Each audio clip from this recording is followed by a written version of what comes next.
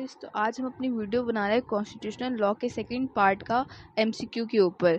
तो first question आता है इसमें, the fundamental duties are included in the constitution by which of the following act. जो fundamental duties है कॉन्स्टिट्यूशन का, वो कौन से एक्ट के अंदर आता है।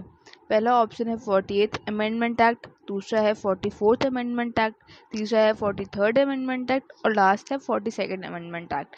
तो जो फंडामेंटल ड्यूटीज़ है वो 42nd अमेंडमेंट एक्ट में आई थी कॉन्स्टिट्यूशन के अंदर। तो इसका आंसर है डी। देन नेक्स्ट क्वेश्चन पे बढ़ते हुए, the fundamental duties are mention in which of the following. जो फंडामेंटल ड्यूटीज़ है वो कौन से पार्ट में आती है कॉन्स्टिट्यूशन के अंदर। ऑप्शन है पार्ट 4 ए, दूसरा ऑप्शन है पार्ट 4, देन नेक्स्ट ऑप्शन है पार्ट 3, देन उसके नेक्स्ट ऑप्शन है इन शेड्यूल 4 ए। तो इसका आंसर है पार्ट 4 ए में जो फंडामेंटल ड्यूटीज़ है वो मेंशन की गई है कॉन्स्टिट्यूशन के अंदर। देन थर्ड क्वेश्चन आता है, in which part of the Indian constitutional the fundamental rights are provided. Option है पार्ट 2, देन नेक्स्ट है पार्ट 3, सी है पार्ट 5 और फोर्थ ऑप्शन है पार्ट 4। तो इसका आंसर है ऑप्शन बी पार्ट 3। सो आगे बढ़ते हैं।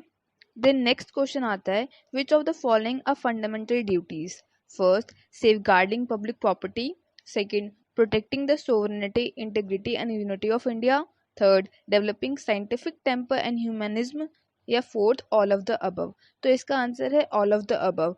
जितने भी ऊपर के पॉइंट्स हैं सबके सभी फंडामेंटल ड्यूटीज के अंदर इंक्लूड किए जाते हैं।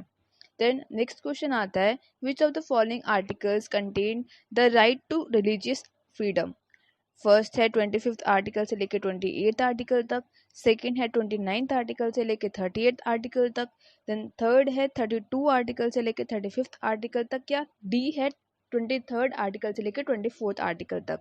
तो इसका आंसर है 25th से लेकर 28 आर्टिकल तक जो हमारे रिलीजियस फ्रीडम है वो मेंशन किए गए हैं।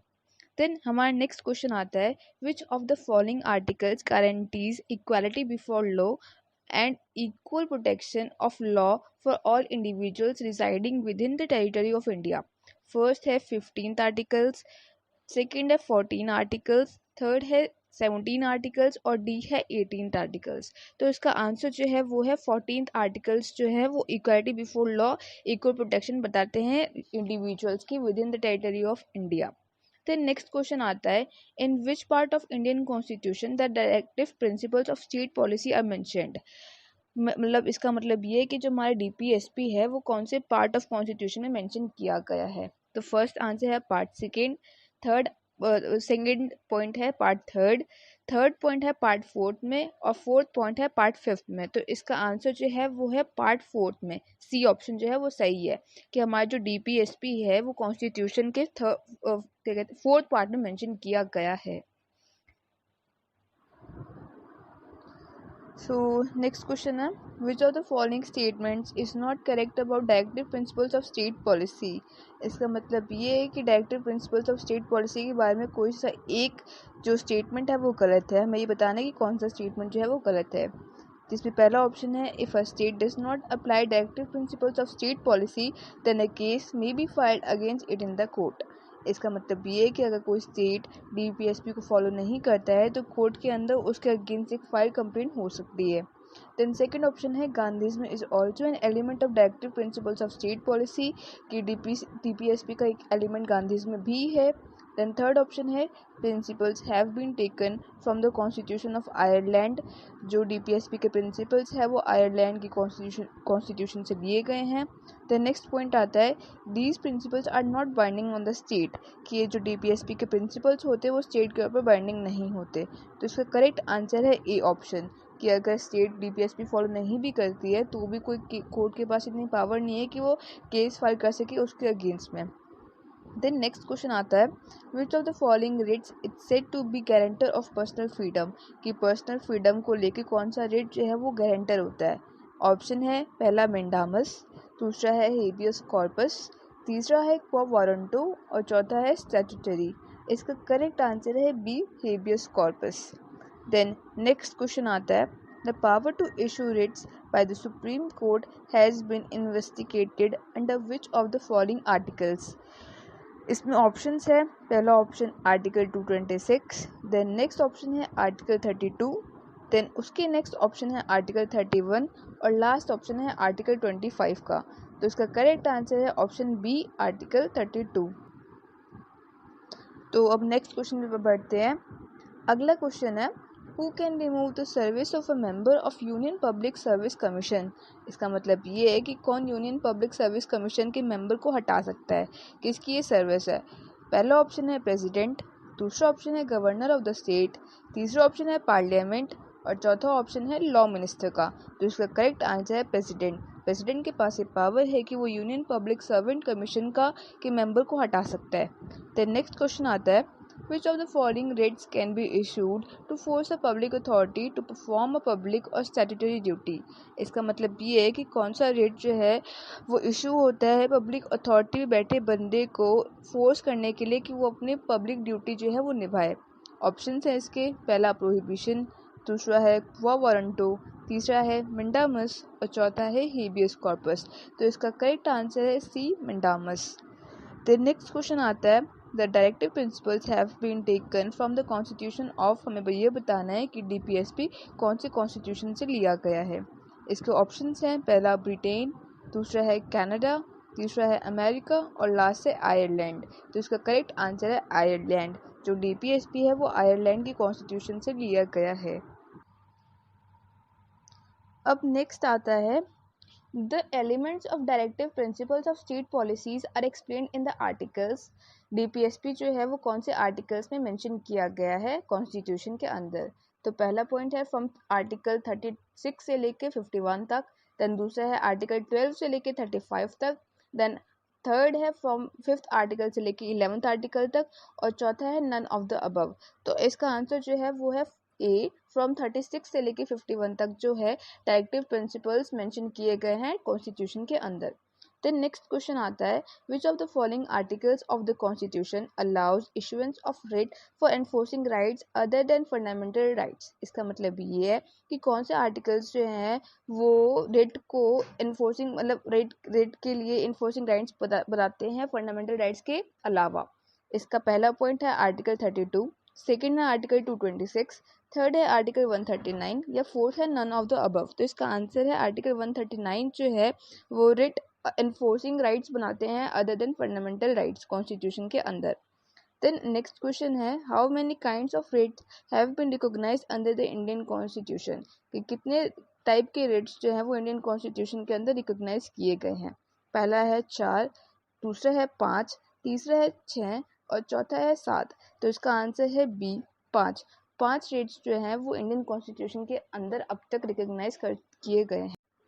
देन नेक्स्ट क्वेश्चन आता है A writ of statutory can be issued to prevent an inferior court from proceeding further with a case due to lack of jurisdiction।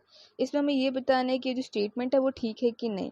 तो इसका क्वेश्चन बताता है कि स्टैट्यूटरी जो रिट है उसका मतलब ये होता है कि हम इन्फीरियर कोर्ट को रोकते हैं एक केस को लेने से, एक केस को आगे बढ़ाने से just because of lack of jurisdiction. तो पहला पॉइंट है ट्रू की स्टेटमेंट जो है वो ट्रू है, दूसरा है फॉल्स, तीसरा है कांट से बता नहीं सकते और चौथा है false a writ of mandamus can be issue. तो इसका आंसर जो है वो है बी फॉल्स। ये जो स्टेटमेंट है स्टैट्यूटरी रेट के बारे में ये है गलत, ये गलत है। फिर नेक्स्ट क्वेश्चन आता है which of the following writs is considered as the bulwark of personal freedom. कि इनमें से कौन सा रेट जो है वो पर्सनल फ्रीडम के बारे में बताता है।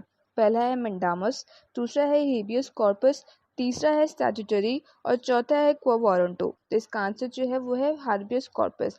हेबियस कॉर्पस जो है वो पर्सनल फ्रीडम के बारे में बताता है रिट्स के अंदर। देन नेक्स्ट क्वेश्चन आता है in the Indian constitution fundamental rights are given in which article. Fundamental duties कौन से आर्टिकल्स में गिवन है इंडियन कॉन्स्टिट्यूशन के अंदर। तो पहला पॉइंट है आर्टिकल 12 से लेकर 35 तक, दूसरा है आर्टिकल 51A, तीसरा है आर्टिकल 36 से लेकर 50 तक या चौथा है आर्टिकल 19। तो इसका आंसर है बी आर्टिकल 51A में फंडामेंटल ड्यूटीज मेंशन की गई है इंडियन कॉन्स्टिट्यूशन के अंदर।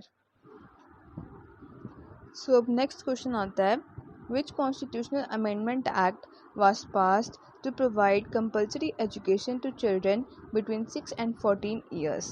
इसका मतलब ये है कि कौन सा कॉन्स्टिट्यूशनल अमेंडमेंट एक्ट आया था जिसने बच्चों की एजुकेशन को कंपलसरी किया था 6 to 14 ईयर्स के बच्चों के बीच में। देन ऑप्शन है इसके, फर्स्ट है 82nd अमेंडमेंट, दूसरा है 83rd अमेंडमेंट, थर्ड है 86th अमेंडमेंट या फोर्थ है 84th अमेंडमेंट।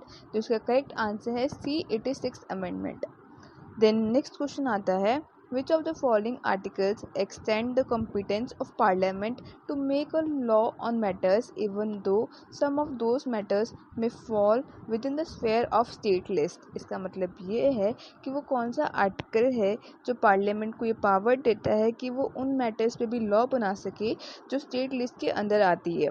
इसके ऑप्शंस हैं आर्टिकल 34, दूसरा ऑप्शन है आर्टिकल 35, देन नेक्स्ट ऑप्शन है आर्टिकल 31 का और लास्ट ऑप्शन है आर्टिकल 33 का। तो इसका करेक्ट आंसर है B, article 35। Then next question आता है, which article confers the right to remedies for the enforcement of the fundamental rights. इसका मतलब ये है कि वो कौन सा आर्टिकल है जो फंडामेंटल राइट्स की रेमेडीज प्रोवाइड करता है। इसके ऑप्शन है आर्टिकल 32, देन बी ऑप्शन है आर्टिकल 31, देन सी ऑप्शन है आर्टिकल 36 का और लास्ट ऑप्शन है आर्टिकल 35 का। तो इसका करेक्ट आंसर है आर्टिकल 32, मतलब option A. So next question आता है, which of the following is not a fundamental right in the constitution of India. इनमें से कौन सा जो है वो फंडामेंटल राइट के अंदर नहीं आता कॉन्स्टिट्यूशन के अंदर। पहला है राइट टू वर्क, दूसरा है राइट टू इक्वालिटी, तीसरा है राइट टू फ्रीडम और चौथा है right to freedom of religion. तो इसका आंसर है ए, राइट टू वर्क जो है वो फंडामेंटल राइट के अंदर नहीं आता इंडियन कॉन्स्टिट्यूशन के अंदर। देन नेक्स्ट क्वेश्चन है, the panchayat Raj system came in existence by the, पहला है 42nd कॉन्स्टिट्यूशनल अमेंडमेंट, दूसरा है 52nd कॉन्स्टिट्यूशनल अमेंडमेंट, तीसरा है 26th कॉन्स्टिट्यूशनल अमेंडमेंट और चौथा है 73rd कॉन्स्टिट्यूशनल अमेंडमेंट। तो इसका आंसर है डी, 73rd कॉन्स्टिट्यूशनल अमेंडमेंट में पंचायत राज जो है वो एग्जिस्टेंस में आई। देन नेक्स्ट क्वेश्चन है, fundamental rights have no value without, fundamental rights की कोई वैल्यू नहीं है किसके बगैर। पहला है राइट टू फ्रीडम, दूसरा है right to freedom of religion, तीसरा है राइट टू प्रॉपर्टी और चौथा है राइट टू कॉन्स्टिट्यूशनल रेमेडीज़। तो इसका आंसर है D, right to constitutional remedies. क्योंकि अगर कोई फंडामेंटल राइट्स किसी के फंडामेंटल राइट्स वायलेट हो रहे तो कॉन्स्टिट्यूशनल रेमेडीज़ से ही फंडामेंटल राइट्स जो है प्रोटेक्ट हो सकता है। इसलिए फंडामेंटल राइट्स का कॉन्स्टिट्यूशनल रेमेडीज़ के बगैर कोई वैल्यू नहीं है। देन नेक्स्ट क्वेश्चन आता है, writ of mandamus relates to, writ of mandamus जो है वो किससे रिलेट करता है। पहला है performance of a legal duty by any public authority, दूसरा है quashing of an order pass without jurisdiction, तीसरा है inquiring into the authority by which a public office is being held, चौथा है preventing an inferior court from acting without jurisdiction. तो इसका answer है A, performance of a legal duty by any public authority. जो mandamus है वो ये देखता है कि जो पब्लिक अथॉरिटी में बैठा इंसान है वो अपनी ड्यूटी अच्छे से कर रहा है कि नहीं कर रहा है, उसको फोर्स करना उसकी ड्यूटी निभाने के लिए, तो इसको मैंडामस कहते हैं। इसलिए इसका आंसर है ए। देन नेक्स्ट क्वेश्चन है, it is a general rule that a person can not seek issuance of a writ in the event that an alternative remedy is available. इसमें हमें ये बताना है कि जो स्टेटमेंट है ये ट्रू है या फॉल्स है। तो पहला पॉइंट है ट्रू, दूसरा है फॉल्स का, तीसरा है true subject to certain exceptions, उसमें कुछ एक्सेप्शंस भी होंगी अगर वो ट्रू है तो, चौथा है डिपेंड्स ऑन द डिस्क्रिप्शन और द कोर्ट। इसका मतलब ये है कि कोर्ट पे मेनली डिपेंड करता है। तो इसका आंसर है सी, ट्रू, पर इसके भी कुछ एक्सेप्शंस है इस वाले स्टेटमेंट के। ये सच है पर इसके कुछ एक्सेप्शंस भी है। देन नेक्स्ट पॉइंट आता है, writ can be sought for the enforcement of, पहला है फंडामेंटल राइट्स, दूसरा है कॉन्ट्रैक्चुअल राइट्स, तीसरा है स्टैट्यूटरी राइट्स और चौथा है नन ऑफ द अबव। तो इसका आंसर फंडामेंटल राइट्स का है कि जो रिट्स है वो एनफोर्समेंट फंडामेंटल राइट्स के लिए ही हैं मेनली। देन अब नेक्स्ट क्वेश्चन आता है, a writ of statutory can be issued to prevent an inferior court from proceeding further with the case due to lack of jurisdiction. इसमें हमें मेनली यही बताना है कि जो स्टेटमेंट है वो सही है या गलत है।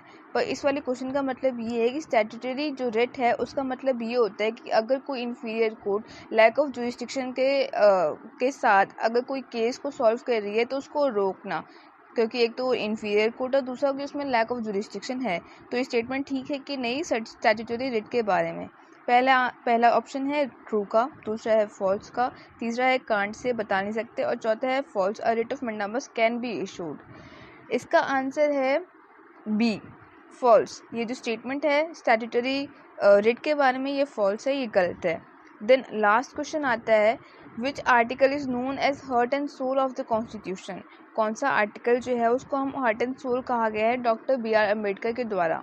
पहला ऑप्शन है आर्टिकल 226, दूसरा ऑप्शन है आर्टिकल 19 का, तीसरा है आर्टिकल 32 का और चौथा है आर्टिकल 21 का।